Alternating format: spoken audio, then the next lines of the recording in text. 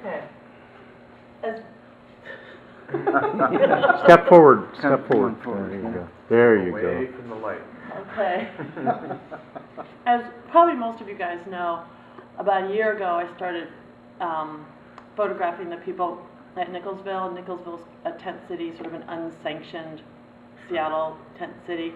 You know, at the beginning I stayed overnight and did this photography center Northwest thing called One Shot, where you sign it. It's a fundraiser. You pay them $24 and you spend 24 hours shooting something. Most people, went all over the city. I stayed there and just have continued to be, kind of like a Nicholsville junkie. Kind of gotten to know everybody and go there periodically and take pictures. Do you need a tent? I can get you a tent if you need a tent. If you have an extra tent, they could use a tent. For you. No. I go there for, I realize you're joking. Good. Yeah. And so recently, I was asked to photograph a wedding there, which has always kind of been my fantasy. I started doing a thing of couples, because there are a lot of couples who stay there. I'm not going to get into my tirade, but there are a lot of couples who stay there because most shelters are male only or female only. Right. And so a lot of the couples started to ask me to take pictures of them, portraits that they could have. And so I kind of got into being this, unofficial camp photographer, taking pictures of people that they could have and that I could keep. The first one is one that, the first one that's here is one that I think, so you end up kind of between like a snapshot and a fine art trying to make a fine art photograph, and it's always kind of hard to do that. The first people were so great because they posed, they stopped and they posed, and I think it turned out really great because I like the umbrella.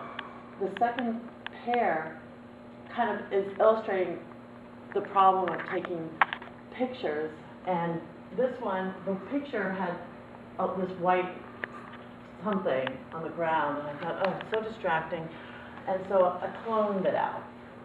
And I also accidentally printed it on the back of paper instead of the front of paper. And this is what they get donations, they look at them and stuff. One problem is there's so little light there. If I go there at night, which this time of year there almost always is night, I kind of struggle with should I use a flash and have it be really harsh?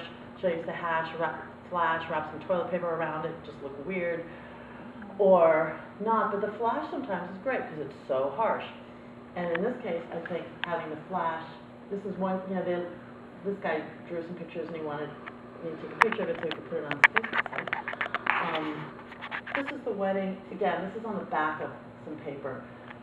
It was hard because of the lighting and then wanting to show some of the background, because this is like a kind of a typical wedding picture. It was so dark that she had a little flashlight that she was using to read the vows. She's a minister. So the lighting, so hard. And then this is one just kind of from back up on the street, looking down. There used to be a site where they were there was siding. So anyway, just general comments. Again, I feel so terrible. I printed these at the last minute, these ones that are kind of dark. Blah, blah.